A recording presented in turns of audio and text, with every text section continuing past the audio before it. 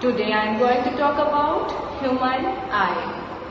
Eye are the sense organs of sight. They are present in the orbital cavities. They are supplied by second cranial nerves, means the pair of second cranial nerves that are optic nerves.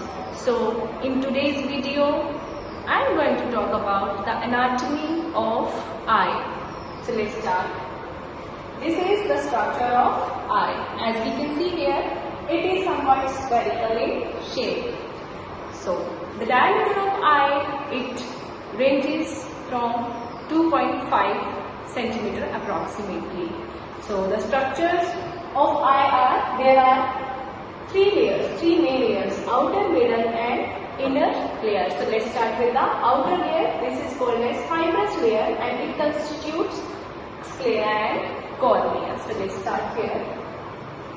Cornea. This is the transparent layer which is present here and it continues with the sclera at the lateral and posterior portion of the eye. This is sclera. This is the white of our eyeball. Sclera is white of the eyeball. So it contains muscles, or it gives attachment to the muscles, it gives shape to the eye.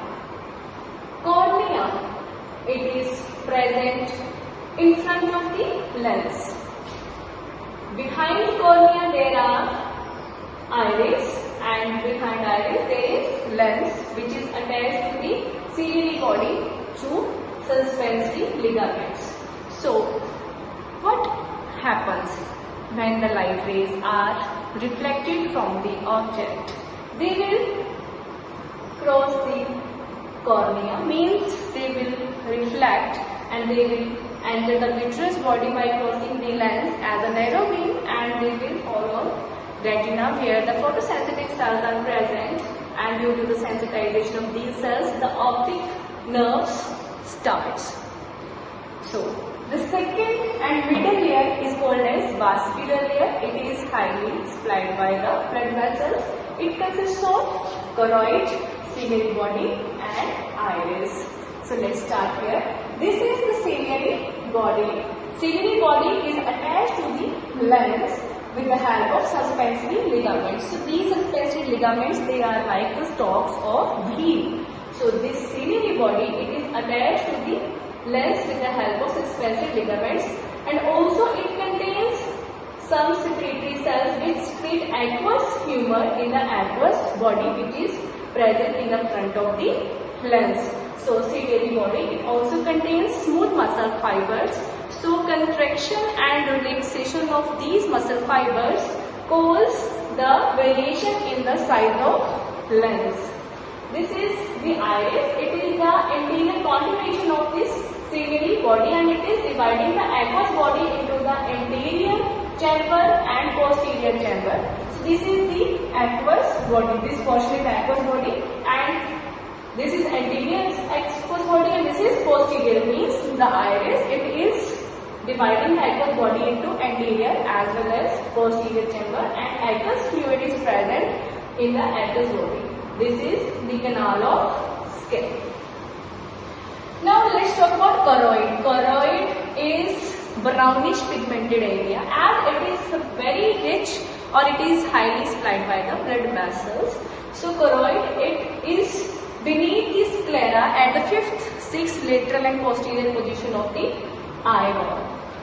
So what happens when the light rays, they are reflected from the object by crossing the cornea, the lens, and it travels down to the retina where the photosensitive cells are present. So these cells, they will absorb light and they will stimulate, but excessive light, it would be absorbed by the choroid itself. So this is the function of choroid. So third is retina. This is inner nervous tissue layer. The retina is inner nervous tissue layer. As I told you before that retina, it contains cell bodies as well as axons of nerve. Also it contains rod and cone cells which are the photosensitive cells. So once these cells are stimulated by the light rays, they will cause the production of some pigments. As cone cells, they contain rhodopsin pigment, but rod cells, they also form rhodopsin in dim light. So these were the anatomical structure of eye. So let's discuss what is the significance of this iris. Iris, as I told you before, this is a continuation of ciliary body, and it is dividing the aqueous body into anterior as well as posterior chamber. It contains radiating as well as circular smooth muscles. So the aperture in these is called as the pupil. It means iris, the circular as well as radiating smooth muscles of iris, they are responsible for the control of size of pupil. Means the pupil size, it may decrease or it may increase. So when the size of pupil decreases, so when we are exposed to bright light, what will happen? The circular muscles of this iris, they will be stimulated by the parasympathetic nerve, and the main neurotransmitter would be acetylcholine, and it will cause the reduction in the size of pupil, means miosis will occur, and opposite will occur when we are exposed to dim light. So adrenaline, it will play its role through sympathetic nerves. It will cause the radiating muscles to act, so the pupil size will enhance, and the term is called as mydriasis. So in this video, we have discussed the outer layer, which constitutes the sclera and cornea, middle layer, choroid, ciliary body and iris, and the inner layer, it constitutes the retina.